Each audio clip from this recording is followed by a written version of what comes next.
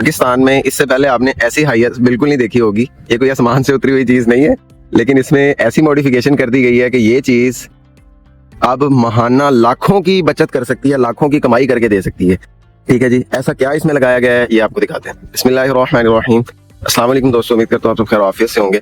मैंने पिछली वीडियोस में आपको कुछ हिंट्स दिए थे कि हमारे पास एक हाईएस आई है जो कि हम इलेक्ट्रिक कर रहे हैं और बहुत जबरदस्त सिस्टम के साथ इसको कर रहे हैं। क्योंकि ये देखें, बोलान और हाईएस में बहुत बड़ा डिफरेंस है। बोलान इससे आधी गाड़ी भी नहीं है और ये बहुत लाइट वेटेड है और ये बहुत ही हैवी वेटेड है।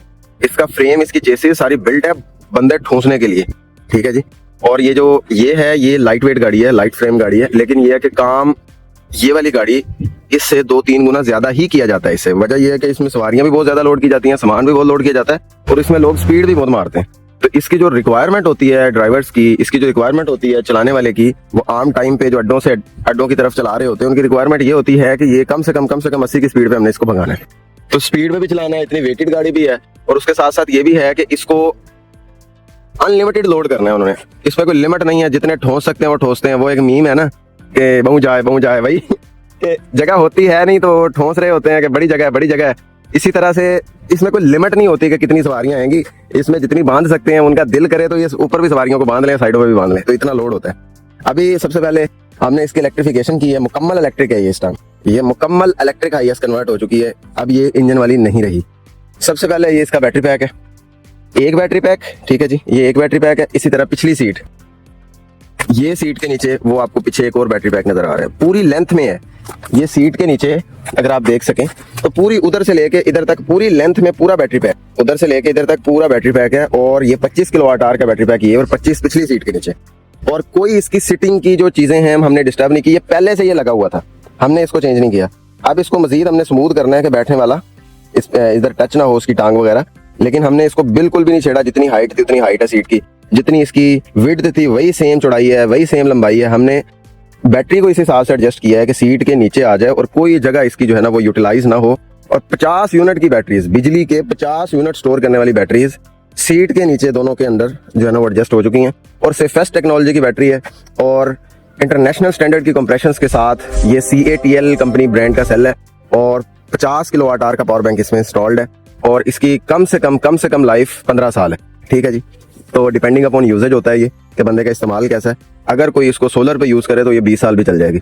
अगर कोई इसका इस्तेमाल जो है वो बहुत ही मिनिमलाइज करता है तो इससे भी ऊपर चली जाती है। बाकी ये इतनी हीट में, इतने लोड पे, इतनी बड़ी गाड़ी में चलते हुए 10-15 साल तो कहीं नहीं जाती। ठीक है जी, और इसकी जो आउटपुट्स है मैंने आपको बता दी कि ये 50 किलोवाट आवर की बैटरी है। बाकी हमने 100 वोल्ट के राउंड अबाउट 96 वोल्ट कैटेगरी की बैटरी डिजाइन की है। तो 96 वोल्ट कैटेगरी की बैटरी ये अब पावर करती है किन चीजों को, ये आप देख रहे हैं। हमने जो इसी का कूलिंग सिस्टम होता है इंजन का, सेम सिस्टम यूज किया है, उसको हमने नहीं हटाया, इंजन हटा दिया। सेम सिस्टम के सामने हमने इलेक्ट्रिक फैन इंस्टॉल किया है ताकि कूलिंग जो है वो हम कर सकें। पानी की कूलिंग होगी तो पानी को कूल करके हम कंट्रोलर की कूलिंग भी करेंगे और मोटर की कूलिंग भी करेंगे। और मोटर की कपलिंग हमने डायरेक्ट गियर बॉक्स में की है। और इसमें जो मोटर इंस्टॉल हुई है वो 35 हॉर्स पावर की मोटर है जी, 35 हॉर्स पावर की। एक ट्रैक्टर में जो 240 वाला ट्रैक्टर है, 40 हॉर्स पावर उसका इंजन की पावर होती है और इसकी 35 हॉर्स पावर की मोटर इसमें लगी और 450 एम्पेयर का कंट्रोलर लगेगा। अभी वो टोल TM 150 लगाया टेस्टिंग के लिए, लेकिन इसका कंट्रोलर प्रोग्राम हो रहा है। 450 एम्पेयर कंटिन्यूस और 850 एम्पेयर पीक वाला कंट्रोलर इसके अंदर लगेगा। इससे कम करंट पे ये नहीं चल सकती। और जब इतना हाई करंट है तो लिक्विड कूलिंग करनी पड़ी हमें। वो देखें, लिक्विड कूलिंग पाइप वहां से आ रहा है, पंप के अंदर जा रहा है, मोटर के अंदर जा रहा है और वापस रिटर्न हो रहा है। इसी तरह हम कंट्रोलर की भी लिक्विड कूलिंग करेंगे। दोनों की कूलिंग करके ही ये हाई स्पीड पे चला सकते हैं, अदरवाइज हीटिंग ज्यादा हो जाएगी और मसले क्रिएट होंगे। तो हमने इसीलिए कूलिंग के सिस्टम को पहले मॉडिफाई किया, डिजाइन किया, उसके बाद बाकी चीजों की तरफ गए हैं। तो ये सारा सिस्टम बन चुका है, चल चुका है। इसकी मजीद जो है वो आपको चला के दिखाते हैं। लेकिन इस तरफ ड्राइवर की तरफ क्या चीजें हैं, अब जो इसकी पहले कंडीशन है, अब हम तो इसकी कंडीशन को तो मॉडिफाई नहीं कर सकते, कंडीशन तो कस्टमर ने मॉडिफाई करनी है। लेकिन इसके अंदर चाबी स्विच वही वाला यूज होगा, LCD मीटर ये अंदर इंस्टॉल हो जाएगा। ठीक है जी, और उसके बाद यहाँ पे सारे कंट्रोल्स होंगे, रिवर्स 1 2 3 मोड, इसका क्रूज, इसका पार्किंग हटाने का मोड, ये सारी चीजें इसमें इंस्टॉल्ड होंगी, सारे फीचर्स होंगे। ठीक है जी, और वो लग चुके हैं, इंस्टॉल हो चुके हैं। लेकिन अभी आपको चला के दिखाते हैं और इसकी फिर मैं आपको आउटपुट बताता हूँ कि क्या आउटपुट की चीज है और कितनी बचत ये कर सकती है। ये जी चलने लगी है, बहुत ही भारी भरकम गाड़ी है। इतने कंट्रोलर को तो ये थोड़ा सा चल के गर्म कर देती है। 200 एम्पेयर पे प्रोग्राम कंट्रोलर जो है ना, इसके लिए कुछ भी नहीं है। हालांकि देखें पिक पावर अच्छी खासी है इसकी भी। ठीक है जी,